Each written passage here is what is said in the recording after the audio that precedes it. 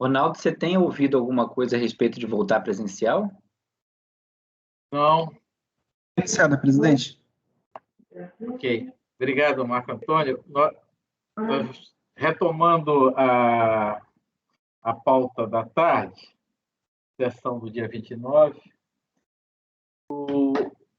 a turma resolveu retificar a ata do mês de maio por constatar um equívoco na proclamação do resultado do processo 10.845, 720, 527, 2011, 37, e todos os seus repetitivos por processo da relatoria do Dr. Oswaldo, a recorrente MC COF do Brasil, e se constatou, o resultado proclamado era o seguinte: resolve os membros do colegiado, por maioria de votos, converter o julgamento em diligência nos termos do voto do relator.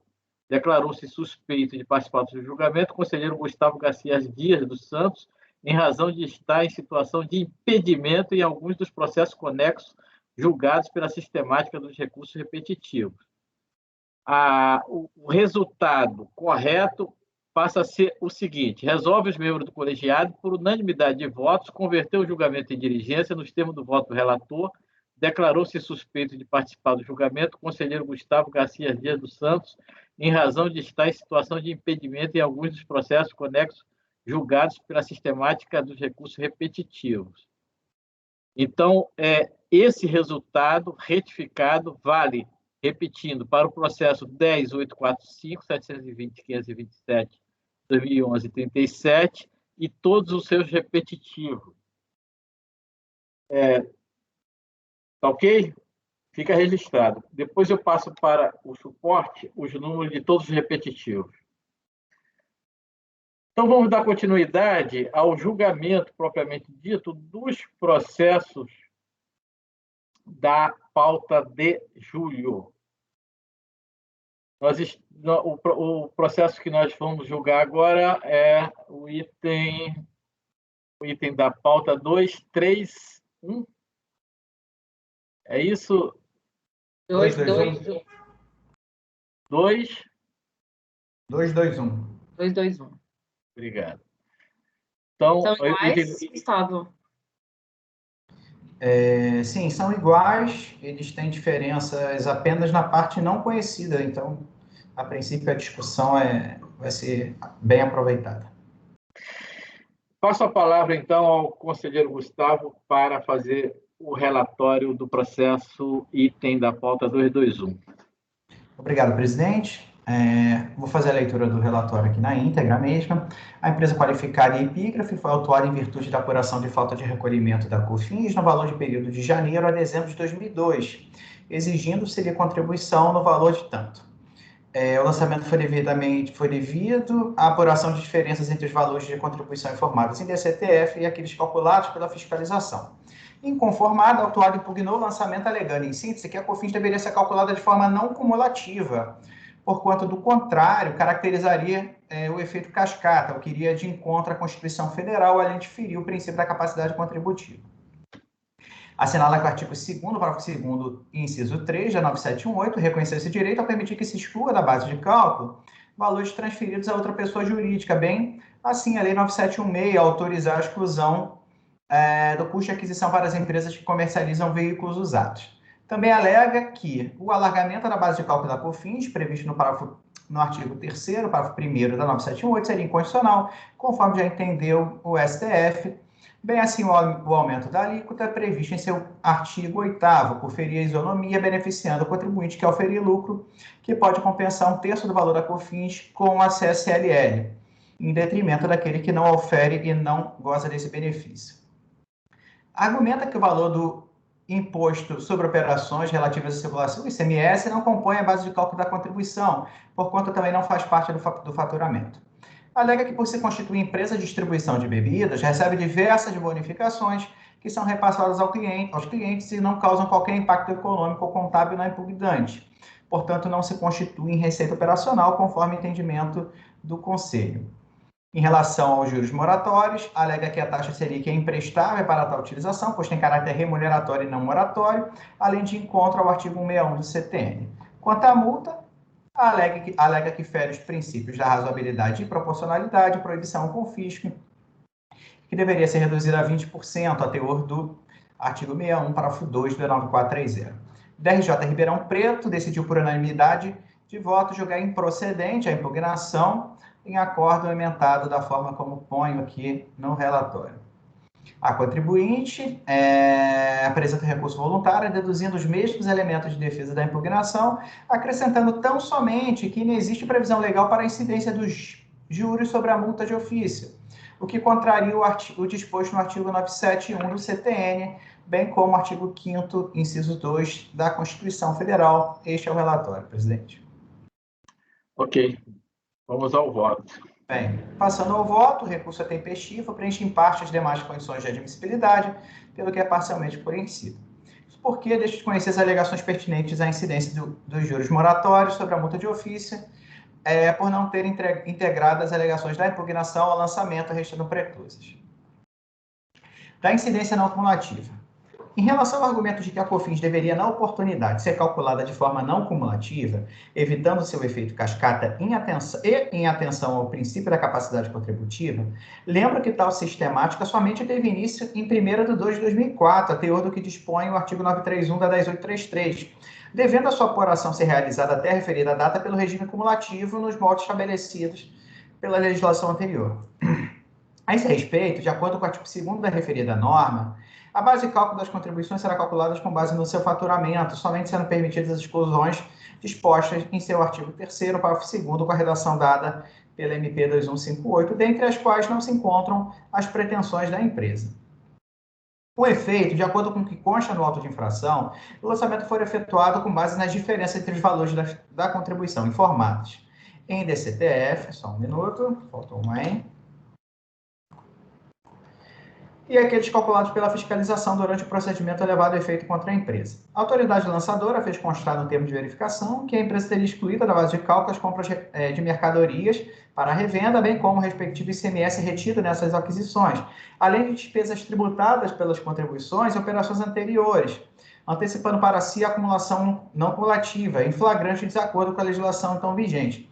Também é oportuno destacar que os argumentos da recorrente a respeito da necessidade de apuração não cumulativa no período se traduzem, em verdade, em deduções que se amparam diretamente em princípios constitucionais, passando ao largo das expressas disposições legais então vigentes, pelo que, ao fim, questionam, no mínimo indiretamente, a própria constitucionalidade de leis, para o que é incidente a súmula 2 deste Conselho. Por essas razões, não acolho tal pretensão. Da inconstitucionalidade do alargamento da base de cálculo e do aumento de alíquota. Nesse ponto, alega a empresa que o alargamento da base de cálculo da COFINS seria inconstitucional, conforme já entendeu o Supremo Tribunal Federal. Também conclui pela inconstitucionalidade do aumento da alíquota prevista em seu artigo 8º na referida nova, por ferir a isonomia, beneficiando o contribuinte, que, ao ferir lucro, que pode compensar um terço do valor da COFINS com a CSLL, em detrimento daquele que não ofere lucro e não gosta desse benefício. Preliminarmente, recorro mais uma vez às tumuladores desta Casa para não apreciar as alegações concernentes à inconstitucionalidade do aumento de alíquota, já que a defesa desse colegiado apreciar a inconstitucionalidade de leis regularmente inseridas no ordenamento segundo o processo legislativo constitucionalmente previsto. A atribuição essa é reservada aos órgãos do Poder Judiciário.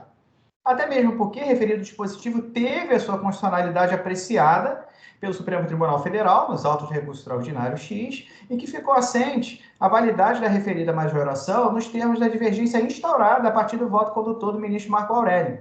Na ocasião, o tribunal manteve o entendimento que já vinha manifestando no sentido de reconhecer tão somente a inconstitucionalidade da expansão da base de cálculo das contribuições, em concordância com o decidido nos recursos extraordinários 346-084, 358-273, 357-950 e 390-640. Sobre esse último ponto, de fato, como se vê, tem razão a recorrente quando afirma que o Supremo Tribunal Federal declarou inconstitucional o alargamento da base de cálculo das contribuições, que reconhecia como receita bruta a totalidade das receitas auferidas pela pessoa jurídica, sendo irrelevante o tipo de atividade por ela exercida e classificação contábil adotada pelas receitas. Considerando, portanto, este cenário, passo ao exame da única rubrica questionada pela recorrente em sua defesa, qual seja a bonificação recebida em mercadoria. Segunda empresa, por se constituir empresa de distribuição, só um minutinho, de bebidas, recebe diversas bonificações e mercadorias que são repassadas aos clientes e não causam qualquer impacto econômico na sua contabilidade, não devendo ser admitidas como receitas operacionais. Cita julgados do Conselho, bem como solução de consulta 162 de 2004 em seu favor. Ao fim, conclui que todos os valores do auto de infração que se refere a outras receitas, inclusive aqueles decorrentes de bonificação, devem ser excluídos por indevidos. De antemão, alerto para o fato de que as razões de defesa ora apreciadas refere-se exclusivamente às bonificações recebidas, de maneira que, inadmitidas, redundarão na exclusão tão somente dessas rubricas, não sendo possível excluir todos os valores constantes em outras receitas, e aqui coloco entre aspas, acaso ali existam rubricas de outra natureza, como se infere do pedido da recorrente. Isso porque não impugnada é a matéria que não tenha sido contraditada pontual especificamente, sobre a qual a empresa se restringe a fazer afirmações genéricas, sem atacar diretamente a questão de fato ou de direito que a afeta, como ocorre na hipótese. A empresa pretende estender para os demais valores registrados em outras receitas o entendimento a que chegará o colegiado a respeito das bonificações, sem que para isso apresente suas alegações para o ponto, que é vedado pelo artigo 16.3 do decreto. Assim, considero não impugnados, nos termos do artigo 17, os valores do lançamento incidentes sobre rubricas outras que não as bonificações, as quais aprecio, sim, enfim, na sequência. Vou botar um enfim aqui. De volta à rubrica contestada, creio que as teses conflitantes se aparem, por um lado, na premissa de que o recebimento de mercadoria em bonificação implica mera redução de custo, não se qualificando como receita, e, por outro, na ideia de que referidos valores devem ser incluídos na base de cálculo da contribuição por se traduzirem em doações, em razão do correspondente acréscimo patrimonial, sem respectiva contrapartida, e estarem diretamente relacionados com a sua atividade fim, integrando, assim, a receita bruta operacional da empresa. A proposição que admite as bonificações como redutor do custo de aquisição, se fala em síntese das determinações contidas no artigo 109 e 110 do CTN, diante das definições expostas no item 10 do CPC 30, aprovado pelas deliberações CVM 692, e no item 11 do CPC 16, aprovada pela deliberação CVM 575. Inicialmente, observo que a disposição contida no item 10 do CPC 30, fundamento desta tese, se direcione e, assim, apenas tenha relevância para o vendedor, fornecedor, e não para o adquirente, como aqui ocorre, já que preconiza, em consonância, inclusive com o que prevê a legislação tributária, artigo 3º, parágrafo 2º, inciso 2, parte final da Lei 9718 e outros, que os descontos comerciais e as bonificações concedidos pela entidade ao comprador podem ser deduzidos da receita bruta. Veja-se, o montante da receita proveniente de uma transação é geralmente estabelecida entre a entidade e o comprador ou usuário do ativo. É mensurado pelo valor justo da contraprestação recebida ou a receber, deduzida de quaisquer descontos comerciais ou bonificações concedidos pela entidade ao comprador. Outro ponto interessante é que o referido item categoriza os descontos comerciais ou incondicionais e as bonificações como espécies distintas de abatimentos, entendido aqui em sentido amplo. Pelo que não deve proceder a pretensão de se equiparar indistintamente os institutos, principalmente porque, como veremos adiante, a legislação tributária caracteriza os descontos incondicionais como parcelas a serem excluídas da base de cálculo das contribuições somente se atendidos a alguns requisitos não verificados nas bonificações. Veja-se que o próprio item 11 do CPC 16, aprovado pela deliberação CBM, abaixo reproduzido, também parâmetro deste entendimento, ao abordar os itens que devem ser deduzidos na determinação do custo de aquisição, faz menção unicamente aos descontos comerciais, sem mencionar expressamente a bonificação, pelo que, diante da constatação de que, para aquele comitê, trata-se de classes distintas, como acima exposto, não se pode concluir prontamente que as bonificações estejam ali inseridas. De toda forma, é preciso lembrar que, nesse ponto, para a legislação tributária, os descontos incondicionais ou comerciais são parcelas redutoras do preço de venda tão somente quando constarem na nota fiscal de venda dos bens ou da fatura de serviços, e não dependerem de evento posterior à emissão desses documentos nos termos dos itens 4.2 da IN 51. Esses descontos não se incluem na receita bruta da pessoa jurídica vendedora e, do ponto de vista da pessoa jurídica adquirente, constitui redutor do custo de aquisição, não configurando receita.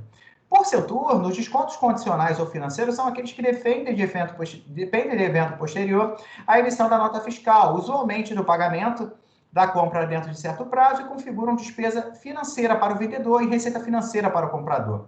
Nesse contexto, a bonificação é termo conceituado no campo comercial e estabelecida como uma concessão feita pelo vendedor ao comprador, diminuindo o preço da mercadoria em hipótese em que, acaso tenha sido registrado em nota fiscal e não se condicione a evento futuro, será excluída da base de cálculo da contribuição do fornecedor e computada como redutor do custo de aquisição para o adquirente, ou entregando a quantidade maior do que a contratada em momento posterior à emissão da nota fiscal.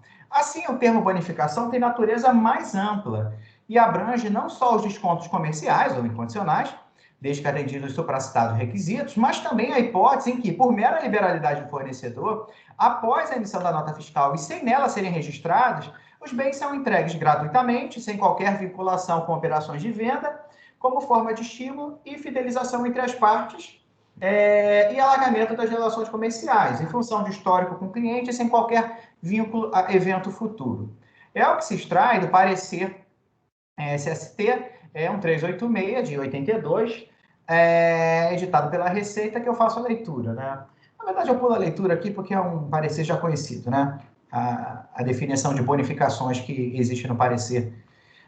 Colocado dessa forma, resta evidente que não se trata de descontos incondicionais, já que os referidos valores não foram incluídos na nota fiscal de venda e, como visto, este ponto é requisito indispensável para que sejam assim condicionados, nos termos do que dispõe a legislação em vigor.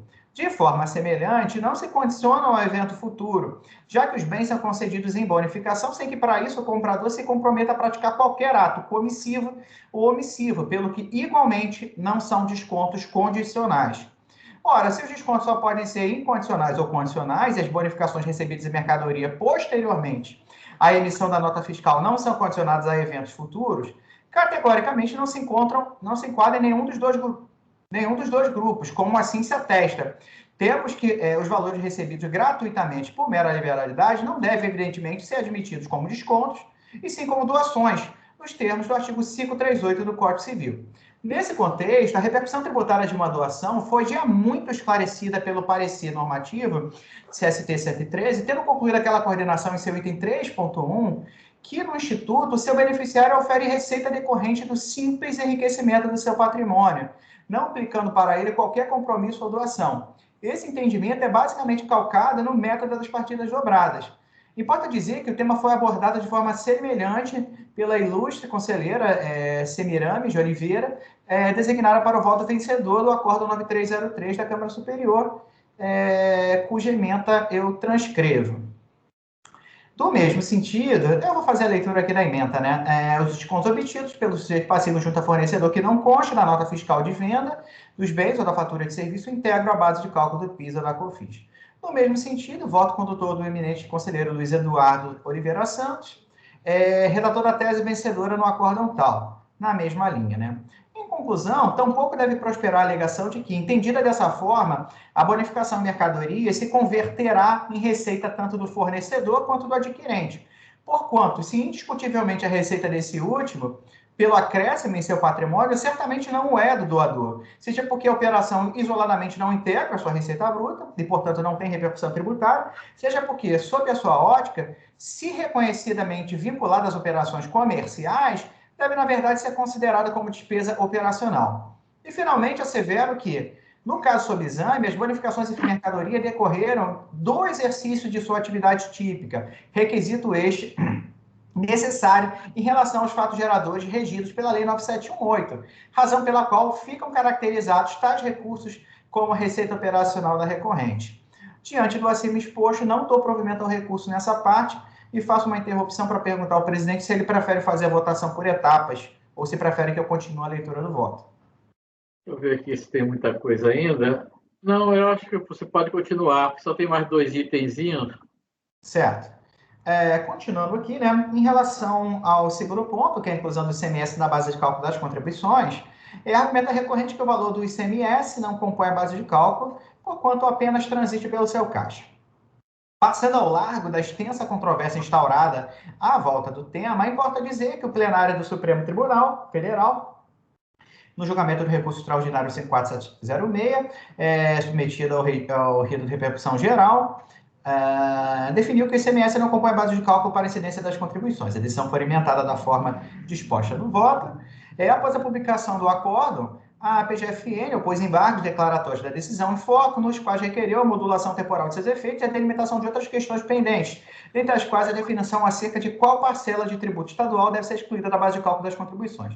ICMS destacado ou ICMS a recolher. Em sessão recentíssima, de 13 de maio de 2021, o tribunal, por maioria, acolheu em parte os embargos de declaração para modular os efeitos do julgado, cuja produção haverá de se dar após 15 de 3 de 2017, data em que é apreciado o recurso extraordinário, ressalvadas as ações judiciais e administrativas protocoladas até a referida data. Também, por maioria, rejeitou os embargos quanto à alegação de omissão, obscuridade ou contradição, e no ponto relativo ao ICMS excluído, prevaleceu o entendimento de que trata do ICMS destacado. Assim, enquanto não publicado o acordo que julgou os sobretidos embargos, a PGFN aprovou o despacho 246, a fim de que a administração passe a observar em relação a todos os seus procedimentos e sem prejuízo de posterior observância do fluxo previsto na portaria conjunta PGFN Receita Federal do Brasil, que, conforme decidida pelo egrégio Supremo Tribunal Federal, por ocasião do julgamento do tema 69, o ICMS não compõe a base de cálculo das contribuições. Os efeitos dessa decisão devem se dar após 15 de 3, o ICMS não compõe, que não compõe é o destacado. O que se extrai dessa decisão é que, durante a apuração das contribuições a recolher, tributos cuja base de cálculo é o faturamento mensal, concebido principalmente a partir do somatório das operações de venda de bens e serviços, base de cálculo tributo estadual, o valor do ICMS destacado no documento fiscal não deve ser incluído na base de cálculo das contribuições. Ocorre que o presente auto de infração não advém da falta de recolhimento relativa a operações de saída de bens ou prestação de serviço recorrente, para o que deveria o respectivo ICMS destacado ser excluído, e sim da indevida inclusão de créditos apurados em inobservância das disposições legais sobre as despesas incorridas pela empresa durante as suas atividades, além das bonificações e mercadorias recebidas, para os quais referido julgado não tem qualquer repercussão econômica. Nas duas situações, do ponto de vista da recorrente, não há que se falar em ICMS destacado na nota e, por consequente, de exclusão do valor respectivo da base de cálculo das contribuições, haja vista as aludidas operações não guardarem relação com as operações de saída de bens ou de prestação de serviço, e, dessa maneira, não constituírem fato gerador do tributo estadual praticado pela empresa. Assim, em que pese assiste a razão na recorrente quando afirma que o ICMS não deve ser incluído na base de cálculo das contribuições, não há que se falar em exclusão do tributo estadual nesta hipótese, tendo em vista que ele nunca for incluído, razão pela qual nego o provimento ao recurso nesse particular. Traz aqui a questão da inadequação da Selic como índice dos juros moratórios, que eu igualmente afasto pela aplicação do enunciado número 4 deste conselho, e traz aqui uma alegação de inconstitucionalidade da multa de ofício, quanto à arguição de que a multa de ofício aplicada ao patamar atenta contra os princípios constitucionais da razoabilidade. Eu também aqui atraio a aplicação da súmula 2 deste conselho e concluo meu voto conhecendo em parte do recurso para, na parte conhecida, negar-lhe provimento.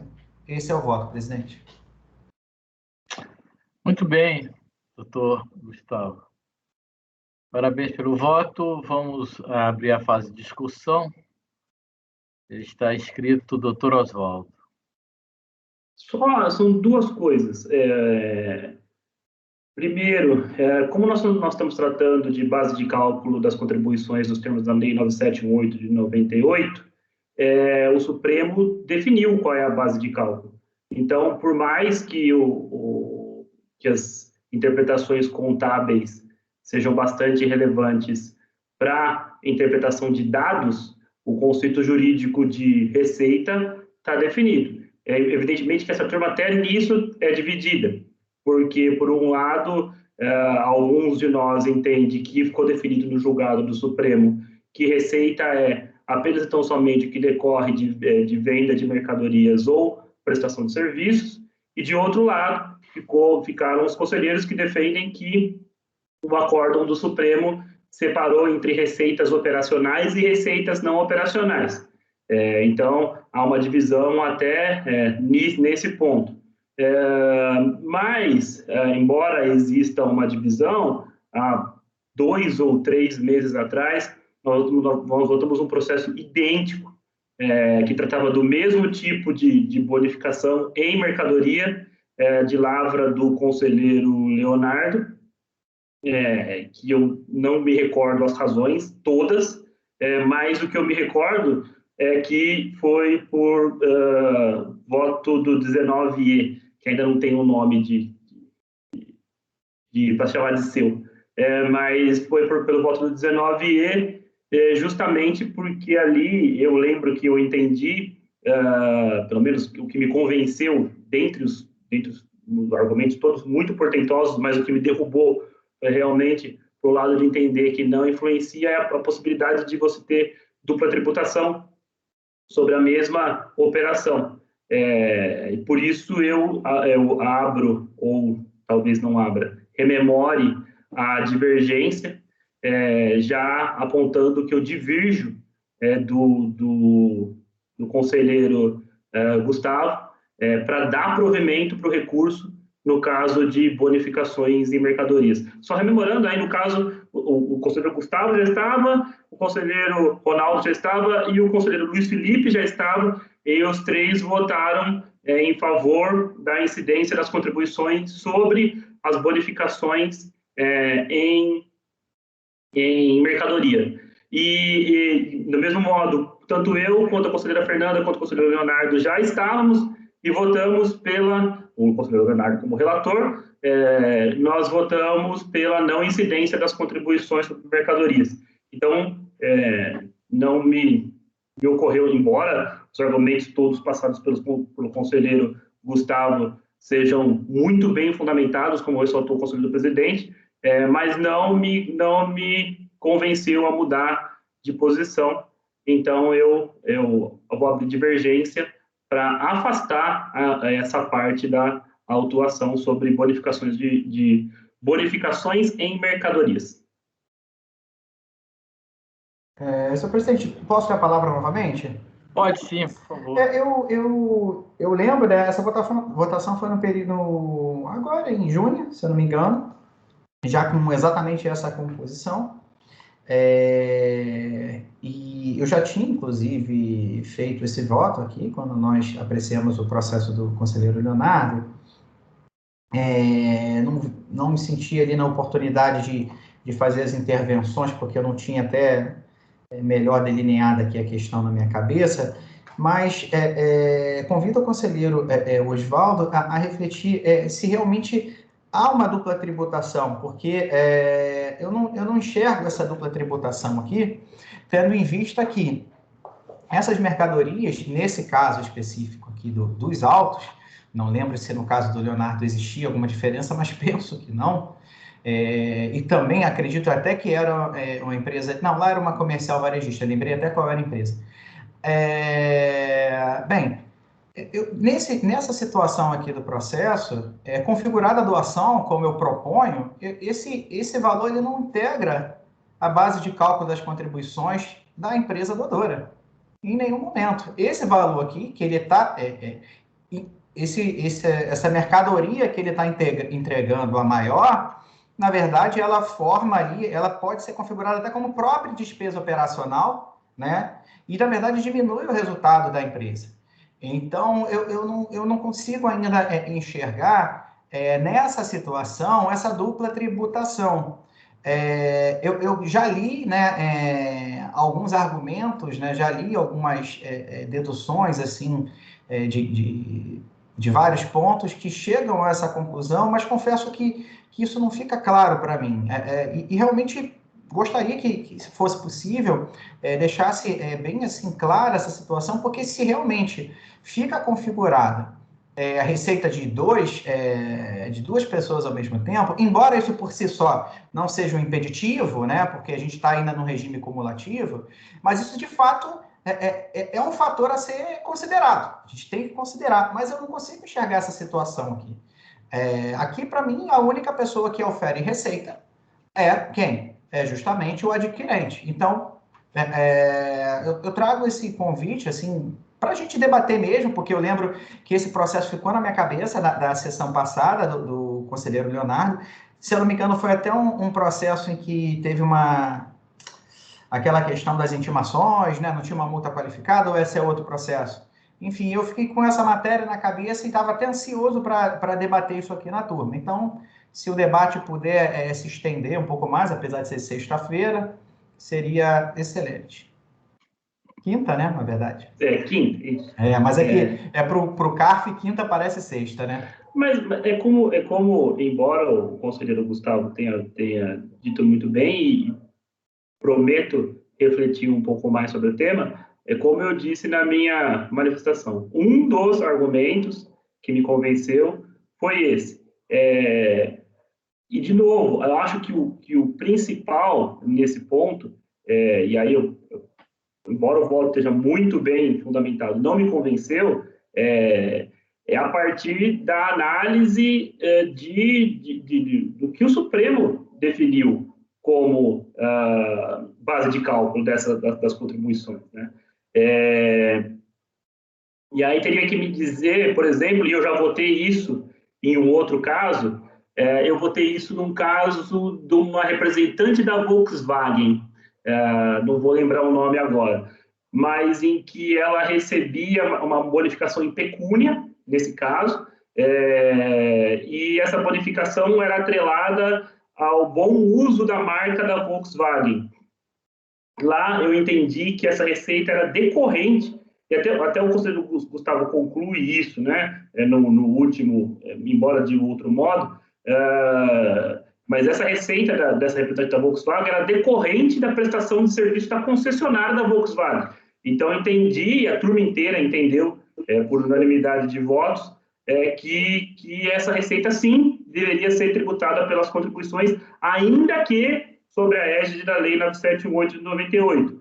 Mas eu ainda não consegui, e eu peço desculpas, talvez, por não ter conseguido, eu ainda não consegui entender, eu ainda não consegui, da mesma forma que o conselheiro Gustavo ele deu uma série de artigos e não conseguiu vislumbrar onde está a bitributação, eu também ainda não consegui enxergar onde está a vinculação com o conceito de receita, essas bonificações de venda. E por isso, de minha parte, pelo menos, com a máxima das máximas vênias, eu vou manter o meu posicionamento de um mês atrás para abrir divergência e dar provimento ao recurso. Prometendo pensar melhor no caso. Eu também me comprometo a pensar melhor, e só para reforçar o argumento do Oswaldo com relação à questão das concessionárias, eu também tive um caso assim já. Ali tinha muito a questão de que tinha uma remuneração pelo serviço de assistência técnica dentro do período de garantia. Então, na verdade, tinha uma remuneração de fato ali revestida de bonificação, né?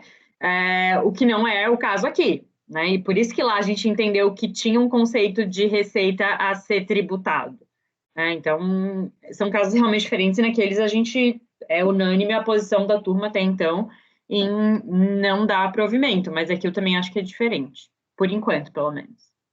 Eu acho que a controvérsia aqui, no fim das contas, né, ela pode se instaurar a partir de vários pontos de inflexão. Um deles, que é o que eu acho que é o elementar aqui para o conselheiro Oswaldo, é essa divisão aí que existe entre a interpretação que se dá à declaração de inconstitucionalidade efetuada pelo Supremo Tribunal Federal, no sentido de que são receitas para fim das contribuições somente a venda de bens ou serviços, ou são receitas, aquelas, compõe a base de cálculo aquelas receitas operacionais, né? Porque quando a gente enxerga sob essa ótica aí de receitas operacionais, para mim fica claro aqui que essas bonificações e mercadorias estão ali decorrendo dessa relação comercial, né? Das diversas atividades e fatos que vão ocorrendo ao longo de duas empresas, em algum momento o adquirente ele passa a receber bonificação em mercadorias, né? Isso não decorre isso não é desvinculado das atividades do dia a dia.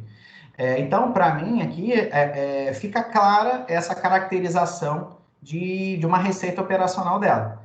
Por isso que eu proponho o voto nesse sentido. A conselheira Fernanda fez uma consideração que eu achei muito interessante agora, que é uma pimenta para a questão, que ela traz o seguinte, ela falou, olha, lá há uma remuneração, né? Na verdade, há uma bonificação disfarçada de remuneração.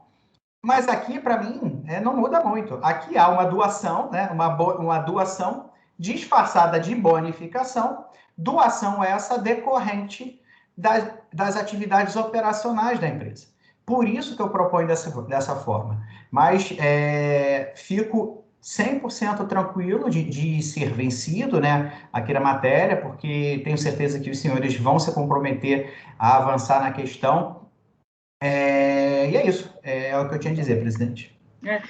Só para fechar aqui, presidente, só porque, assim, eu acho que uma das outras coisas que foi trazida no voto do Leonardo, naquele momento, se eu não me engano, é um pouco de como situações que têm o mesmo intuito, se forem perseguidas de formas diferentes, vão levar a tributação ou não tributação. Então, no final das contas, o que você quer é reduzir o custo, né, o preço do seu produto para fidelizar o cliente. Mas se você faz em valor ou se você faz em mercadoria, você vai estar tendo tratamento diferente. Por que disso, né? Então, para mim, o que faz mais sentido é o intuito por trás da bonificação e não a forma como ela é feita. Por isso a questão de se é intuito de remuneração de um serviço, etc., ou não, né? Ou se é só uma questão de fidelização e, enfim, é mais ou menos nesse sentido, por enquanto, que eu me posiciono e que eu me posicionei desde que eu entrei no CARF. Mas é isso, presidente, acho que a gente pode fechar a discussão. Da outra vez a gente discutiu bastante o tema e, pelo que eu vi, a gente não conseguiu avançar muito, né? Praticamente os posicionamentos são os mesmos. Talvez o Gustavo tenha trazido essa questão da doação. Para mim, é muito claro que esse tipo de bonificação em mercadorias. Quer dizer, mesmo que pense em doação, você dizer o seguinte, olha, receita, faturamento, venda de mercadoria, mas não, é uma doação de mercadoria. Quer dizer, esse tipo de doação de mercadoria aumenta. Da outra vez eu argumentei assim: isso aumenta o ativo da empresa. Mas pior ainda, aumenta o ativo naquela parte do circulante, mercadoria. Isso não é receita para fins da tributação da COFINS? Eu acho que aí estaríamos dando assim um benefício que não poderia ser dado a uma contribuição que tem finalidade da Seguridade Social. Eu estou plenamente assim convicto de que esse tipo de bonificação, embora entenda perfeitamente as razões comerciais das empresas são perfeitas, fidelizar e tal, dar algum tipo de vantagem, botar numa gôndola aquela mercadoria no lugar mais visível, qualquer coisa assim que as empresas fazem, tem as suas estratégias de sobrevivência no mercado altamente competitivo, somente varejo, né? Eu entendo as razões comerciais. A minha dúvida é se essas razões comerciais podem sobrepujar razões tributárias. E aí, para mim, não. Mas vamos lá. Todo mundo se comprometeu, eu também me comprometo, eu também não avancei nada em relação à minha posição anterior, também me comprometo a estudar mais essa matéria. Vamos à votação. Doutor Luiz Felipe. A cada sessão a gente vai amadurecendo, né, presidente? Formando as nossas convicções. A gente discutiu bastante isso na sessão, acho que foi a sessão passada, mas eu ainda continuo também convicto. Eu vou acompanhar o relator. Perfeito. O doutor Oswaldo promoveu a divergência, né? Doutora Fernanda. Divergência. Doutor Leonardo. Presidente, eu vou manter a posição pela divergência, com a ressalva de estudar também, sobretudo vindo do Gustavo. Perfeito. Agradeço pela deferência. Eu também vou acompanhar o relator. Então, nesse caso aqui, nós demos empate. É um auto de infração? É auto, não é, Gustavo? Isso, presidente. É aí muito curioso, né? aí, Que caso fosse uma compensação, a gente ia ter um resultado diametralmente oposto com relação ao mês passado. Então, sendo nós vamos votar de acordo com o artigo 19E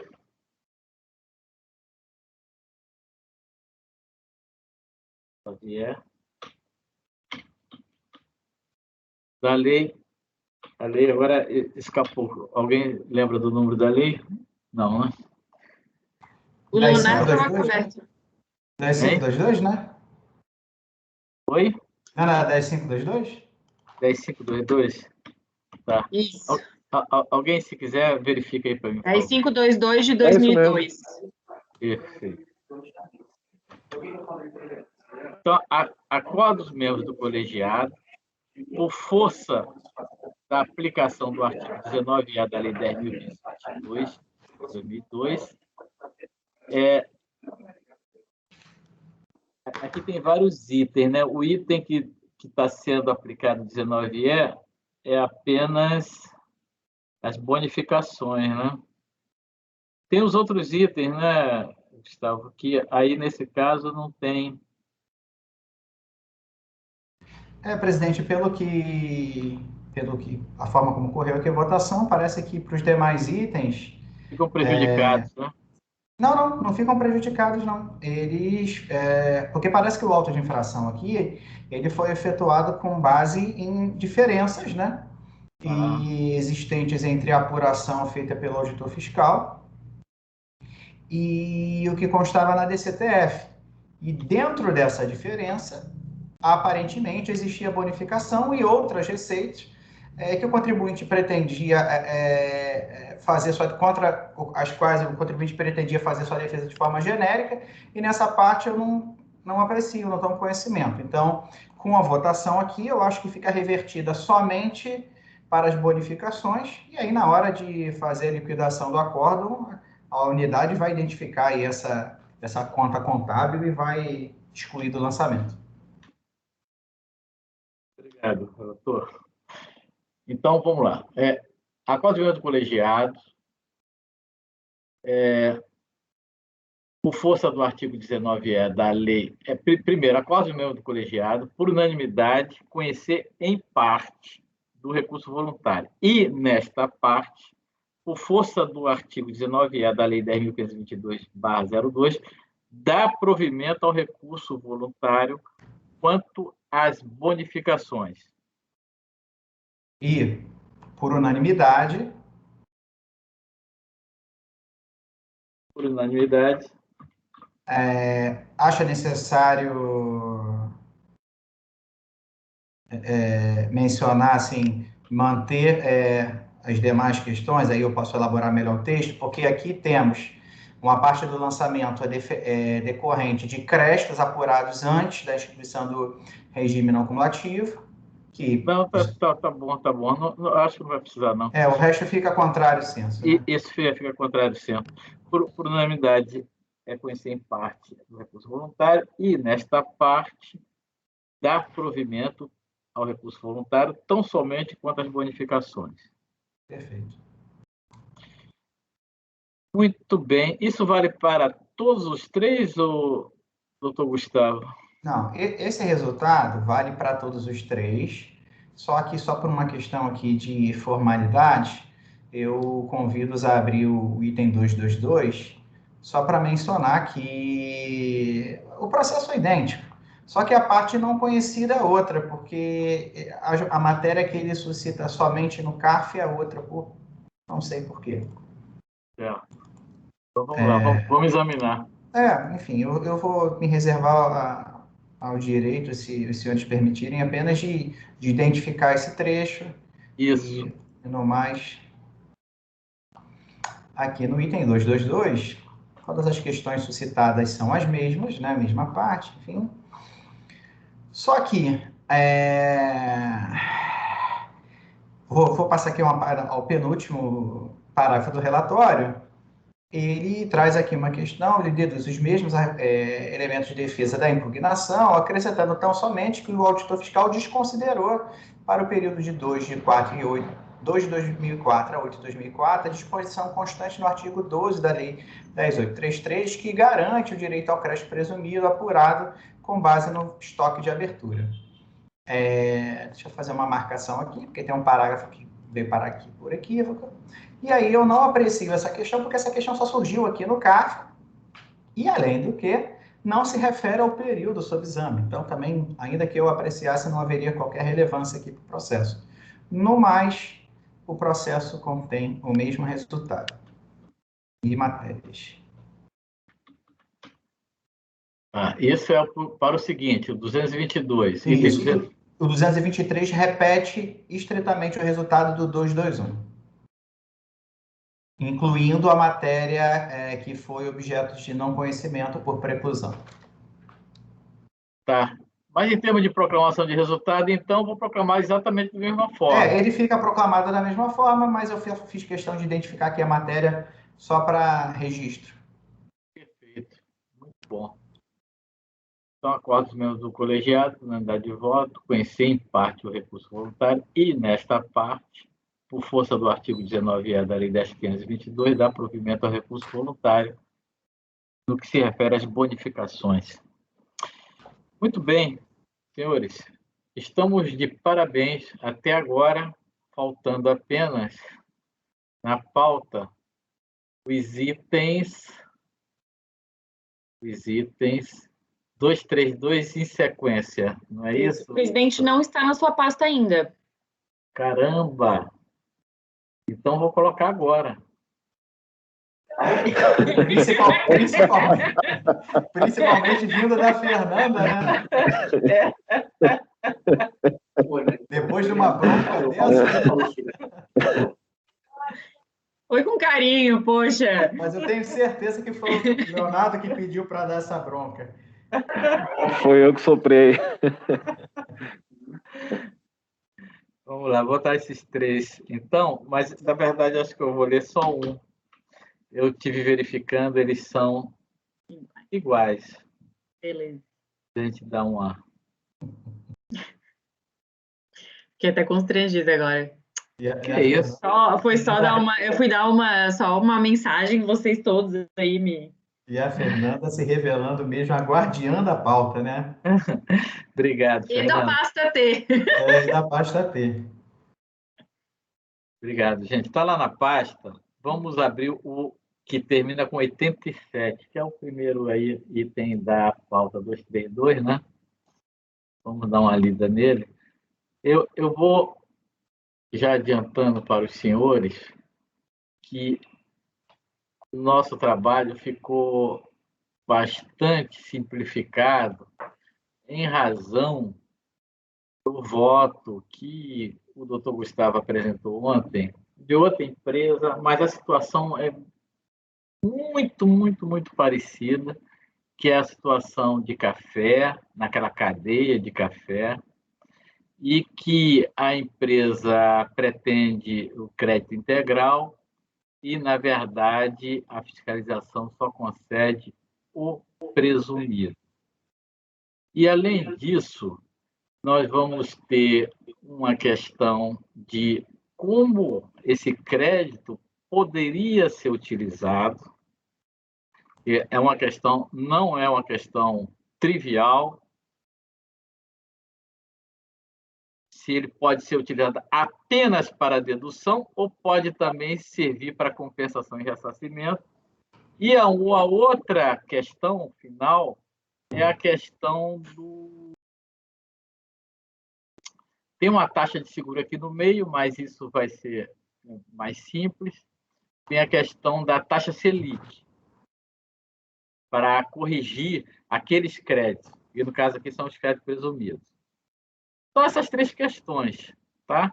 E com isso, a gente simplifica o relatório e vamos direto ao voto, e no voto a gente volta para discutir algum teminha aí de matéria de fato que vocês achem relevante.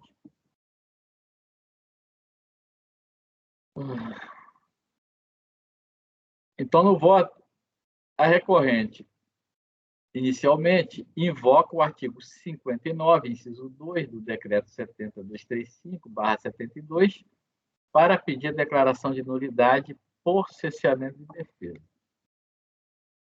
No entanto, não se vislumbra ter havido cesseamento de defesa nem no âmbito da DRF, quando esta proferiu o despacho decisório, pois fora o contribuinte cientificado da decisão, sendo-lhe garantido o prazo de 30 dias para contestação, realizada mediante robusta manifestação de conformidade, vide síntese no relatório acima, nem em sede de decisão de primeiro grau, quando a DRJ proferiu o acordo, ora recorrido, que igualmente fora contestado por meio de robusto recurso voluntário, ora apreciado. Por outro lado, o fato de o colegiado de primeiro grau ou a autoridade fiscal avaliar eventuais provas constantes dos autos, por exemplo, notas fiscais, de modo desfavorável ao entendimento da contribuinte, de modo nenhum gera nulidade. O exame efetuado pode ser contestado, o que realmente aconteceu. Mas aí se trata de discussão notoriamente pertencente ao campo do mérito, reexame de elemento de prova, que pode levar à reforma parcial ou mesmo integral da decisão contestada, mas não à nulidade. Quanto ao pedido de diligência, a princípio não se verifica a necessidade, tendo em vista que há elementos nos autos que autorizam decisão segura da controvérsia, desde que a discussão remanescente situa-se no campo do entendimento das normas jurídicas aplicáveis, seja em relação ao tipo de crédito que faz jus o demandante, presumido ou integral, seja quanto aos outros temas ainda em discussão, glosa do crédito decorrente de seguro, atualização do crédito pela taxa Selic e utilização do crédito para compensação e ressarcimento. Desta forma, por considerar desnecessária a diligência, indefere-se o pedido. Finalmente, quanto à juntada de variados documentos, solução de consulta, declaração de cooperativa, procurações, verifica-se as folhas 584 seguintes, que já fora providenciado. Esse pedido perde o objeto. Mérito. No mérito, há três questões suscitadas a título de mérito. Primeiro, a primeira diz respeito ao crédito a que tem direito o contribuinte, se presumido integral. A segunda refere-se à despesa de seguros relativa à armazenagem na venda, se passível ou não de gerar créditos.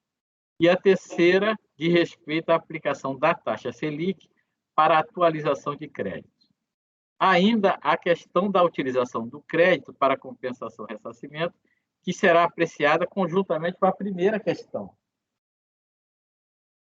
Então, vamos lá. Crédito presumido ou crédito integral? O pedido formulado na PERDECOMP, está o número aí, 33.249, terminando com 200, fundamenta-se no parágrafo 1º do artigo 5º da Lei 10.637 de 2002, conforme se verifica a folha 07. Aqui eu faço parênteses que um dos outros processos é justamente o mesmo período, a mesma coisa, só que é para COFINS, tá?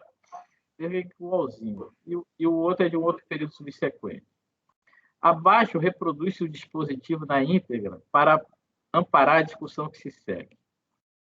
Então, eu cito aí, para frisar, a contribuição para o PIS não incidirá sobre a receita decorrente de exportação e E, na hipótese deste artigo, a pessoa jurídica vendedora poderá utilizar o crédito apurado na forma do artigo 3º para fins de dedução do valor da contribuição a recolher decorrente das demais operações no mercado interno. E, então, tem a venda de exportação, né? E ele vai acumulando crédito e ele tem direito a dedução e compensação com débito próprio vencido ou relativo a tributos e contribuições. Aí, no parágrafo 2º, tem um item aí que resolveria o problema da utilização do crédito. A pessoa jurídica que até o final de cada trimestre do ano civil não conseguir utilizar o crédito de qualquer das formas previstas no parágrafo 1º, poderá solicitar o seu ressarcimento em dinheiro, observada a legislação específica aplicável à matéria. Observa-se, de imediato, que a disciplina dos créditos apurados decorrente das contribuições não cumulativas no âmbito da exportação autoriza a dedução com débito a recolher do período da própria contribuição, a compensação com débitos próprios relativos a outros tributos e também o ressarcimento, havendo saldo no final do período após a dedução e a compensação referida. Em tese, portanto, há possibilidade de utilização do crédito apurado nos termos do artigo 5º da Lei 10.637/02, para fins de ressarcimento. E isso vem se arrastando como uma discussão também da DRJ para cá. Contudo, em relação ao crédito presumido, aí é necessária uma discussão adicional, que será postergada, pois agora justamente se impõe definir o tipo de crédito, integral ou presumido, a que tem direito o contribuinte. Já na informação fiscal, folhas 374 e seguintes, a autoridade fiscal argumentou que a legislação pertinente veda o aproveitamento de crédito integral das contribuições do PIS, PASEP e COFINS nas aquisições de café cru de pessoas físicas e sociedades cooperativas, entendendo que a autorização legal é para o aproveitamento de crédito presumido nas aquisições com suspensão de pessoas jurídicas e de cooperativas, da mesma forma no caso de aquisições de pessoas físicas, não sujeitas ao pagamento das contribuições. A recorrente contestou a redução de crédito integral para crédito presumido. Veja que o pedido era de crédito integral, como eu citei lá o artigo 5º. E, por isso, se o crédito é integral, claro que, na sequência, é muito claro que haveria o direito a compensar ou ressarcir. Aqui é um pedido só de ressarcimento, ok? Não tem compensação aqui. A recorrente contestou a redução de crédito integral para crédito presumido, argumentando que a glosa contraria o disposto na legislação tributária que veda o aproveitamento do crédito presumido em duplicidade na cadeia produtiva do café. Entendeu a recorrente que o adquirente de pessoa jurídica que exerça atividade agropecuária e de sociedades cooperativas de produção agropecuária tem direito ao aproveitamento integral dos créditos da contribuição em referência, porque as pessoas jurídicas e cooperativas agropecuárias, não têm direito à manutenção dos créditos integrais originados da aquisição de bens e serviços. Argumenta a recorrente que a autoridade fiscal desconsiderou uma das etapas do processo produtivo do café. Vide figura 3, cadeia produtiva do café. Mais especificamente, a segunda etapa, pois somente na saída do café in natura destinada à utilização como insumo de produção do café cru em grão, é obrigatória a suspensão da exigibilidade do PIS e COFINS, o aproveitamento do café ocorrendo apenas nessa etapa. Mas a impugnante atua na terceira etapa. É o argumento da impugnante. O primeiro ponto a ser observado, a fim de solucionar a controvérsia, diz respeito ao regime de suspensão da exigibilidade do PIS e da COFINS, da venda de café, das pessoas jurídicas e sociedades cooperativas agropecuárias. A observação refere-se à obrigatoriedade do regime quando os requisitos legais e infralegais impostos são satisfeitos. Tal atributo do regime decorre não apenas da sistemática adotada, mas de disposição expressa, conforme se verifica no artigo 4º da IN 660, de 2006. A IN 660 diz: nas hipóteses em que é aplicável, a suspensão disciplinar nos artigos 2º e 3º é obrigatória nas vendas efetuadas à pessoa jurídica que cumulativamente, e aí se segue. Destaque-se que a instrução normativa apenas cumpria o que lhe fora determinado pela lei 10.925/04, conforme parágrafo 2º do artigo 9º. A incidência da contribuição para o PIS e da COFINS fica suspensa no caso de venda. A suspensão de insumo destinado à produção de mercadorias do artigo 8º, né? É justamente o que a gente está tratando aqui. A suspensão de que trata este artigo aplicar-se-á nos termos e condições estabelecidos pela Secretaria da Receita Federal. Além da citada disposição expressa da IN vigente à época do período de apuração, primeiro trimestre de 2009, que afasta qualquer cogitação de regime facultativo de suspensão, a instituição do regime da Lei 10.924/04 utiliza termo que já autorizava extrair a mesma conclusão, pois a expressão fica suspensa não denota faculdade ou permissão, mas conduta obrigatória. A mesma fórmula fora utilizada na instrução normativa, que no artigo 2º diz: fica suspensa a exigibilidade. E depois ela fala em obrigatório. A consequência legal mais importante deste fato, ora demonstrado, é a permissão de presunção de crédito. Em outras palavras, uma vez suspensa a exigibilidade do PIS e COFINS, não cumulativos, incidentes na venda, o adquirente está autorizado a utilizar o crédito presumido sobre as correspondentes aquisições, conforme disposição do artigo 7º da IN citado. Geram direito ao desconto de crédito presumido os produtos agropecuários adquiridos por pessoas jurídicas domiciliadas no país com suspensão da exigibilidade das contribuições na forma do artigo 2º. A apuração de crédito presumido, infralegalmente disciplinada, evidentemente, possui específica autorização legal, que é justamente esse artigo 8º da Lei 10.925/04.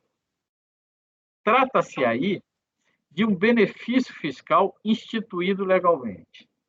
A ausência de um tal dispositivo, expressamente inserido na ordem legal, tornaria insubsistente qualquer direito de crédito no âmbito da não cumulatividade do PIS e COFINS, muito menos crédito integral, em razão do disposto no inciso 2 do parágrafo 2º do artigo 3º da Lei 10.637/02. Não dará direito a crédito o valor da aquisição de bens ou sujeito não sujeito ao pagamento da contribuição. E da pessoa física também tem um dispositivo próprio que não dá direito a crédito à compra de pessoa física. Por outro lado, não faria qualquer sentido autorizar o crédito presumido se o contribuinte já contasse com o direito do crédito integral, o que corrobora a interpretação acima, necessitando-se ainda da contrapartida da obrigatoriedade da suspensão nos casos em que se aplica. Tanto é assim que a IN reguladora da matéria alterou, em relação à lei, a organização topográfica dos dispositivos. Primeiro tratou da suspensão e depois da autorização do desconto dos créditos presumidos. Mas ainda, estipulou a prevalência do regime de suspensão sobre os casos de alíquota zero. Não é o caso aí do parágrafo 3º. E, claro, a IN vinculou no artigo 7º, já citado, o direito ao crédito presumido com a suspensão da exigibilidade do crédito tributário. A eventual incúria do fornecedor, cooperativa agropecuária ou do adquirente, pessoa jurídica agroindustrial, no cumprimento de suas respectivas obrigações acessórias, não poderia alterar a substância do regime instituído, pois seria incompreensível que a própria legislação regente facultasse às partes contornar suas disposições principais mediante violações de obrigações secundárias também impostas. Neste sentido, o fato de ter ou não ter havido carimbo com a expressão que havia na nota, né, venda efetuada com suspensão, ou o fato de ter sido fornecida pelo adquirente a declaração a respeito da forma de apuração do imposto de renda, né, que é só real, não elidem a aplicação e obrigatoriedade do regime de suspensão e a consequente faculdade de utilização de crédito presumido. Então, esses itens aí que estão na IN, né, teria que ter na nota, né? Finalmente, a teoria das 3 etapas, defendida pelo impugnante, embora possa esclarecer alguma particularidade do mercado de café, não pode alterar a legislação de regência com fins tributários, que inclusive considera a hipótese de beneficiamento pela cooperativa da produção de seus cooperados sem qualquer prejuízo à eficácia do regime de suspensão da exigibilidade das contribuições. A suspensão da exigibilidade das contribuições na forma do artigo 2º alcança somente as vendas efetuadas por pessoa jurídica que exerça atividade agropecuária ou cooperativa de produção agropecuária. Para efeito desse artigo, cooperativa de produção agropecuária, a sociedade cooperativa que exerça atividade de comercialização de produção dos seus associados, podendo também realizar o beneficiamento dessa produção. Cita-se abaixo parte das constatações da fiscalização, informação fiscal, folhas 374 e seguinte. Então, a constatação, só separei, é grande a informação fiscal, mas eu separei só esse pedaço aí. Constatei que no primeiro trimestre, que é o trimestre que a gente está analisando, a requerente concentrou o aproveitamento de crédito presumido apenas nas aquisições de pessoas físicas, exceção a pessoa jurídica via verde, nas quais também houve o aproveitamento deste tipo de crédito, conforme relação de folhas 56, 64 e 70 e cópia das notas fiscais tais. Nas aquisições de pessoas jurídicas, sociedades cooperativas, efetuou, em desacordo com o exposto anteriormente, o aproveitamento do crédito integral das contribuições ao PIS e à COFINS. Dessa forma, e tendo em vista o disposto no artigo 4º da IN 660, as aquisições de insumos café cru daquelas empresas foram consideradas passíveis de aproveitamento apenas do crédito presumido. 95% do crédito, isso está lá também, eu não reproduzi aqui, 95% do crédito nesse período é de compra de sociedade cooperativa. Conclui-se que a glosa dos créditos integrais contabilizados pelo contribuinte sobre as compras de pessoa jurídica que exerce atividade agropecuária e de cooperativa de produção agropecuária sujeitas ao obrigatório regime de suspensão deve ser mantida, cabíveis, porém, créditos presumidos conforme apurados pela fiscalização. Eu vou na sequência toda, porque aqui é basicamente o mesmo tipo de assunto o tempo todo. Quanto à utilização do crédito presumido para fins de compensação e ou ressarcimento, o artigo 10 da citada IN 660/04 explicita o que já se deduz da lei, que a natureza de tal crédito não se confunde... Oi? Alguém falou? Não? Ok. Que a natureza de tal crédito não se confunde com os créditos usuais da não cumulatividade. Aqui que eu falei que não é trivial essa questão do aproveitamento de crédito quando se trata de crédito presumido. Então, está aqui. A aquisição dos produtos agropecuários não gera direito ao desconto de crédito calculado na forma do artigo 3º. Isso é importante, eu fiz questão de citar esse item aqui, porque, não gerando na forma do artigo 3º, a consequência disso é que aquele aproveitamento, ressarcimento e compensação, que eu citei logo no início, olha, aqui poderia aproveitar, sem dúvida nenhuma, mas caiu no presumido, aí já gera dúvida. Então, não gera na forma do artigo 3º. E na mesma disciplina, no artigo 8º, o parágrafo 3º, expressamente veda o ressarcimento do crédito presumido. Até que seja fixado os valores dos insumos de que trata o artigo 7º, o crédito presumido será apurado, não poderá ser objeto de compensação com outros tributos ou de pedido de ressarcimento. Assim, para tais créditos, não se aplica a disciplina mais ampla dada pelo artigo 5º, parágrafo 1º e 2º da Lei 10.037/02, citado mais acima neste voto. Por sua vez, o artigo 7º, esse é o contribuinte cita, da Lei 12.599, de 2012, citado pela recorrente, não ampara a utilização de crédito presumido para fins de compensação e ou ressarcimento no seu caso, pois a lei se refere a saldo em 1/1 de 2012, e o período tratado nos autos é o primeiro trimestre de 2009. Nesta linha de entendimento, o acórdão número 33.01005.430, votado por unanimidade da relatoria de Salvador Cândido Brandão Júnior, e que diz que, resumido, artigo pedido de ressarcimento em razão da exportação, o legislador escolheu um momento no tempo como incentivo fiscal, permitindo que o saldo de crédito presumido apurado existente na escrita fiscal em 1/1 de 2012 pode ser objeto de pedido de ressarcimento, ou para compensar com os tributos administrados pela Receita Federal.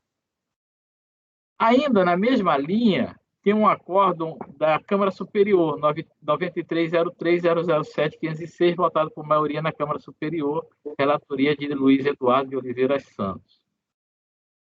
Muito bem. No entanto, estou frisando essas questões normativas, mas aqui eu estou na linha de conceder o direito à utilização na forma de ressarcimento. Por quê? No entanto, no caso em exame, a matéria controversa deve ter outra solução, pois a autoridade fiscal já havia decidido no sentido de reconhecer o crédito para fins de compensação ou ressarcimento, conforme informação fiscal, eu já citei, folhas 374 e seguinte. Estou citando aqui. A consolidação dos valores ao crédito da contribuição, quadro 1, reproduz os valores de crédito a descontar. O valor do crédito vinculado ao mercado externo, o qual a requerente tem direito de compensar com outros tributos ou contribuições federais, ou ser ressarcido em dinheiro, apurada pela fiscalização no primeiro trimestre de 2009, foi de 379 mil, que é o valor que foi concedido e a BRJ ratificou. Então, ele propõe o reconhecimento parcial do direito creditório, passivo de compensação e ressarcimento, em espécie, no valor de 379.215. Ele já havia detectado que não tinha compensação aqui. Então, essa foi a informação da fiscalização. E, na sequência, o despacho decisório. O delegado da Receita Federal em Londrina nos atribuições, bem como as conclusões e os fundamentos expostos da informação fiscal, os quais a prova decide deferir o pedido de ressarcimento, reconhecendo como direito creditório 379 mil. Acrescente, ainda frisei esse pedacinho aqui, que também está no despacho decisório, acrescente que não se incide a atualização monetária ou juros sobre o aproveitamento de crédito a título de ressarcimento. Quer dizer, para mim ficou sem dúvida que já no âmbito da delegacia já havia sido deferido esse direito. Entende-se, então, que o colegiado de primeiro grau não poderia reduzir o escopo de utilização do crédito reconhecido para a dedução dos débitos da contribuição correspondente, sob pena de incorrer em reformar-se o império. Assim, reforma-se a decisão ACO no ponto para restabelecer o direito concedido de utilizar o crédito reconhecido na forma de compensação ou ressarcimento.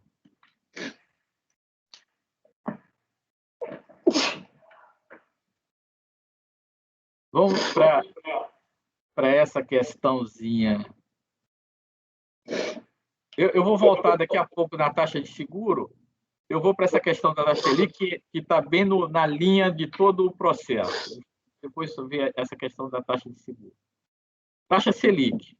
A recorrente pede, enfim, reconhecimento do direito à incidência da taxa Selic sobre os créditos da contribuição em destaque, desde o protocolo do pedido de ressarcimento em razão de ter sido ultrapassado o prazo de 360 dias.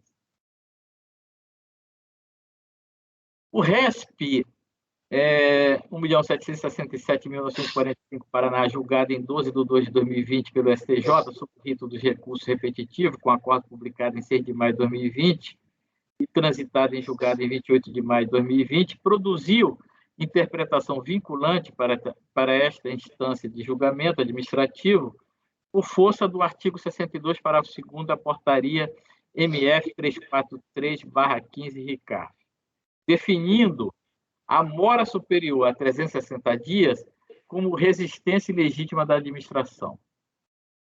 Aponta no mesmo sentido o acordo desta turma 34.01008.364, em votação unânime, relatoria do conselheiro Lázaro, cuja ementa parte se transcreve. Então, estou citando essa aqui, que o doutor Luiz Felipe já tinha trazido esse acordo do doutor Lázaro. Acho que o Oswaldo também já tinha trazido também. E eu estou trazendo também, só para frisar um ponto, que é a questão da súmula CAF 125.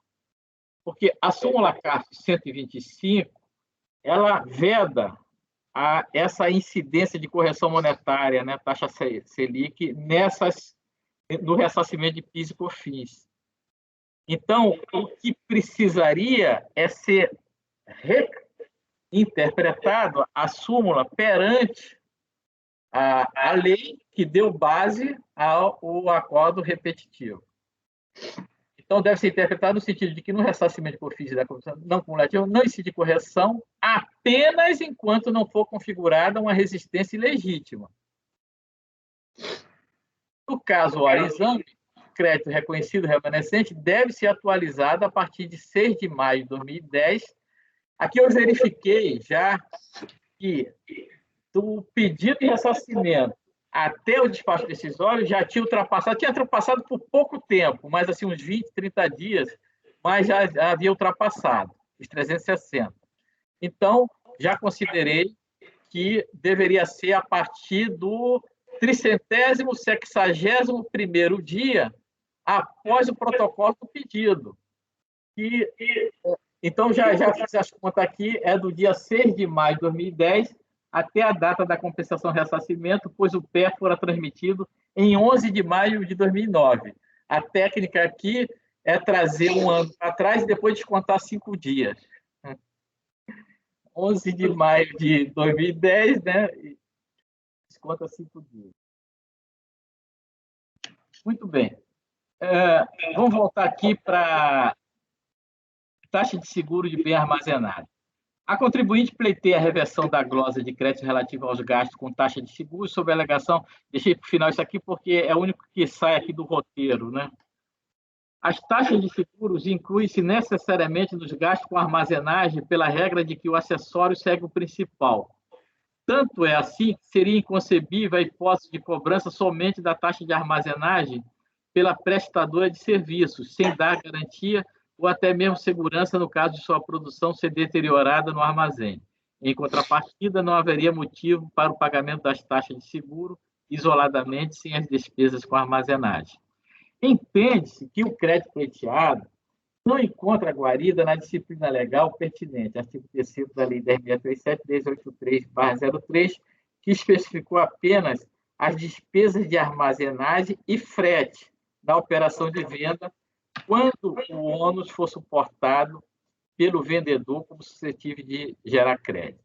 Por outro lado, mesmo se considerado do ponto de vista amplo do conceito de insumo, em relação ao critério de essencialidade ou relevância, a taxa de seguro de armazenagem não é elemento estrutural e inseparável do processo produtivo, nem a sua ausência priva a produção quanto aos aspectos de qualidade, quantidade ou suficiência.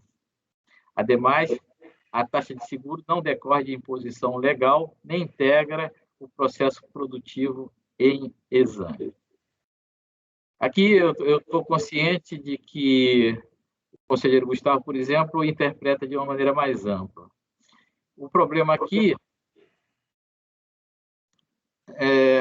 por último, obviamente, os gastos com seguro resultam de serviços após o ciclo produtivo, daí que se destacar em inciso próprio a possibilidade de os mesmos participarem da base de cálculo dos créditos, mas tal não ocorrera com a taxa de seguros aqui tratada.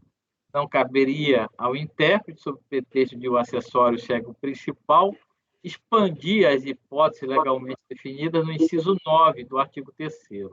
Aqui eu tenho uma interpretação um pouco mais liberal em relação ao artigo 9, por conta daquela expressão frete na operação de venda. Aí, como operação de venda, eu estou pronto para admitir outros tipos de frete, como aquele que nós vimos aqui num processo que a mercadoria levada para um armazém, outro, depois é que era feita a venda. Então, essa operação de venda abrange outros fretes, mas não outras rubricas.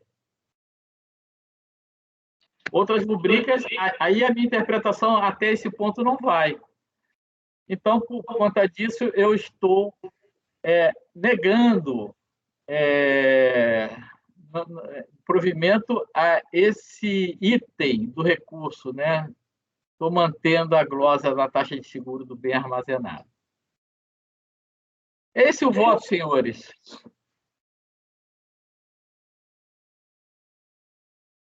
Por favor, Gustavo. Senhor presidente, como você já bem adiantou aqui, né, tem a questão aqui dessa visão um pouco mais ampla que eu tenho aqui a respeito de alguns conceito de insumo, né, até do processo produtivo. Eu tendo a achar que essa taxa de seguro aí, ela seja, eu não digo indissociável, mas certamente afeta as atividades que a empresa desempenha, né? Mas eu acho que o ponto elementar aqui que eu queria destacar nem se refere a esse ponto. É o seguinte, porque vejo aqui que o senhor conclui pela impossibilidade de ressarcimento dos créditos da agroindústria, né, do agronegócio, os créditos presumidos, mas faz por bem deferi-los em razão de ter entendido que a decisão original já tinha possibilitado que o contribuinte utilizasse esses créditos dessa forma. No entanto, eu dei uma analisada nos autos e fui até o despacho decisório, folha 189, e tenho a impressão de que essa informação, né, eu posso estar enganado, mas eu tenho a impressão de que essa informação talvez não se verifique, porque eu vou reproduzir aqui o que eu li, né? Dos valores consolidados. A consolidação dos valores relativos aos créditos das contribuições está demonstrada as folhas tais no quadro 1, reproduz, etc. e tal. O valor do crédito vinculado ao mercado externo, a qual o requerente tem direito de compensar ou ressarcir, apurado pela fiscalização, foi de 379 mil. É de se ressaltar que foram apurados no trimestre os seguintes saldos credores não passíveis de compensação de ressarcimento, mas que poderão ser utilizados como dedução. Aí ele traz aqui um resíduo de 5.890, vinculado ao mercado interno, e aqui ele quer dizer ou não tributado, muito provavelmente tributado, ele não faz essa diferenciação. E aqui o que interessa para nós é crédito presumido de atividades agroindustriais, no valor de 156 mil, somado ao valor de 285 de trimestres anteriores, deduzidos 26, resultando num saldo de 414.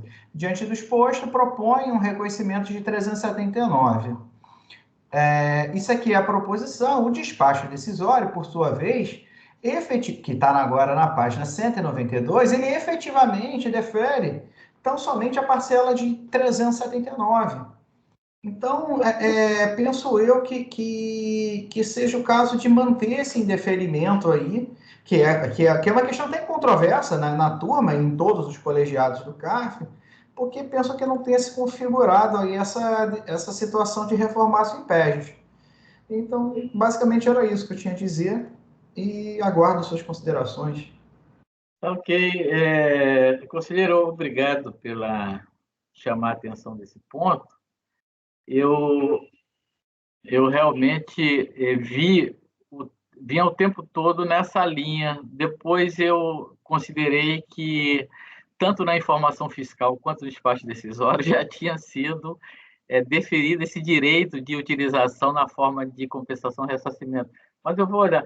A página que você cita aí, qual é a página mesmo? Está no volume, deixa eu só conferir, por favor, está no volume 1, né? Porque o processo ainda não está instruído da forma antiga, e está na página 189 dos autos. 189. Engraçado. Pensava que a informação fiscal estava numa página bem depois. Vamos ver até se não houve qualquer mudança, né? Está bem ao final da informação fiscal, né? E aí o que eu fui fazer, eu fui verificar se o despacho, efetivamente, né, que é o que a gente julga, ele, por qualquer equívoco, enfim, não seria entender de forma diferente, se ele defere a integralidade, mas, pelo contrário, ele mantém aí o deferimento apenas daquela parte, não afeta o agronegócio. Portanto, eu acho que é de se reconhecer, ou melhor, é de se manter a decisão da unidade da RJ mesmo. Não, se tiver que, eu mudo tranquilamente Sim. nessa linha. Mas o que eu não estou encontrando é o seguinte: você falou folha 189? Sim. 189 é do processo que termina com 87 mesmo, que você está Isso, vendo? 258, 2010, 87. É esse o processo? É, né? 258, 2010, 87. Isso. Essa folha 189 no meu não tem a informação. A informação, pelo que eu estou... Deixa eu então. Ah, não, desculpa. Não é a folha 189, não. Eu estou no volume 2. Estou no volume Isso. 2. Desculpe. A folha 3 e tanto, né? 300 e... Vou ter que abra o volume 2 e vai na folha 189 desse documento. E aí, enfim, vai cair alguma folha do processo aí que eu não sei qual é. Perfeito.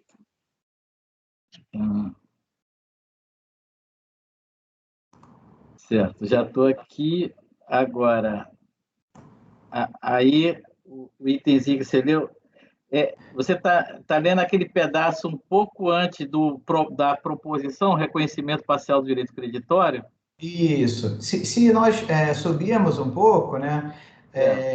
Essa parte aqui faz parte de um capítulo, né, chamado Valores Consolidados, e ele separa aqui o crédito vinculado ao mercado externo, que é o solicitado aqui no PED, 379 mil, passível de compensação, e na sequência ele vem trazendo aqui outros créditos reconhecidos, mas que não são passíveis de compensação.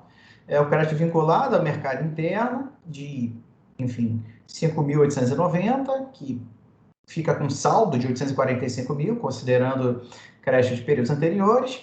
E aí essa parcela que nos interessa, né, que é o crédito presumido de atividades agroindustriais, no valor de 414 mil, ou melhor, de 156 mil, com saldo de 414. E aí ele propõe o reconhecimento, então, somente do 379, né, que é a primeira parcela lá vinculada ao mercado externo. E aí a gente vai, na sequência, as folhas 192... Mas antes de ir na sequência, sobre a exportação, na sequência, antes de ir na sequência, vamos ver como é que ele faz a proposição aí. Ele formula a proposição assim: o reconhecimento parcial do direito creditório, né, nesse valor de 379 mil, é passível de compensação ou ressarcimento em espécie. Não é assim que está escrito aí? Em qual? Sim, mas essa parcela de 379, nela não está incluída o crédito presumido. O crédito presumido está separado. O crédito presumido, ele está aqui nessa outra parcela aqui, né? Aqui, como é que ele traz? Os valores consolidados, aí ele traz essa parcela de 379, que é o crédito básico vinculado às exportações, né? Que é o crédito que a gente já está acostumado a a avaliar aqui no colegiado. E na sequência, ele traz outros saldos, além desses 379, que não são passíveis de ressarcimento ou compensação, que são o crédito do mercado interno e a do agronegócio, que é a questão aqui que suscitou a dúvida.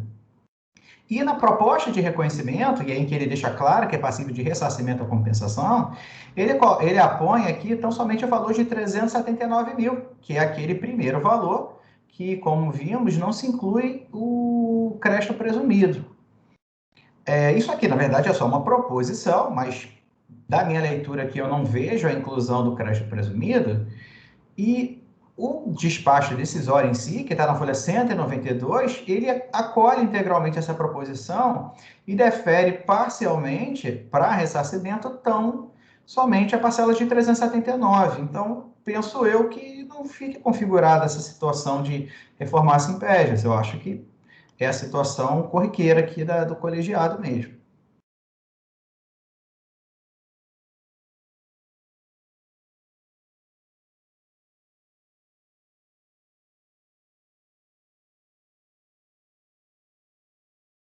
Bem,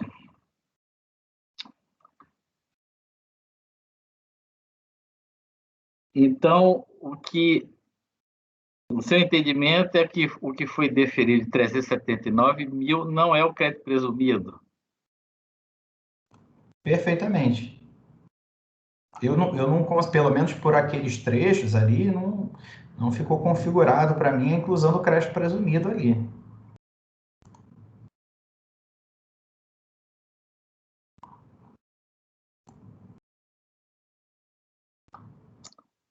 Bem, então eu vou... Todo mundo... Alguém quer se pronunciar sobre esse ponto? Não? Eu vou acolher as ponderações do conselheiro Gustavo e vou, nessa parte, alterar para restringir a utilização do crédito na forma em que a própria DRJ já tinha definido. Certo. Né?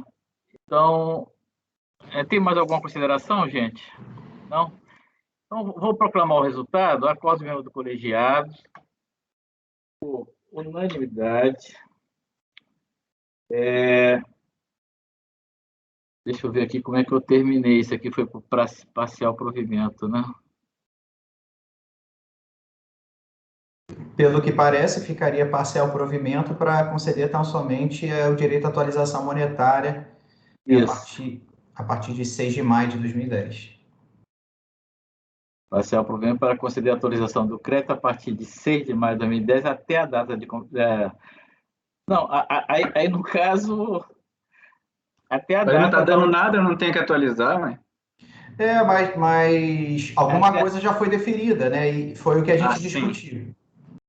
Sim. Ele pode, então, atualizar... Deferido não pago, atualiza, né? Isso. Não, ainda que já tivesse sido pago, mas foi pago no dia 361, né, ou 300 e alguma coisa, com certeza será atualizado. Até a data da utilização. Ok. Então, por unanimidade, né, a turma decidiu rejeitar a preliminar de nulidade no mérito da provimento parcial recurso voluntário apenas para conceder a atualização do crédito já deferido a partir de 6 de maio de 2010 até a data de sua utilização. Muito bem, senhores. Encerramos a pauta, doutora Fernanda. Então, eu quero parabenizar a turma, nós conseguimos, então, terminar aqui. Quantas vistas foram dadas nesse... Presidente, acho que a gente pode encerrar a gravação primeiro? Pode, sim. Marco Antônio? Só um momento, presidente, por gentileza. Tá ok. Mas eu vou conferir as vistas enquanto isso, presidente. Minhas são 3. Depende, né? É que 3 empresas, mas o problema é que assim, foi 16 a 21, 116 a 121, então 16, 17, 18, 19, 20, 21, 6.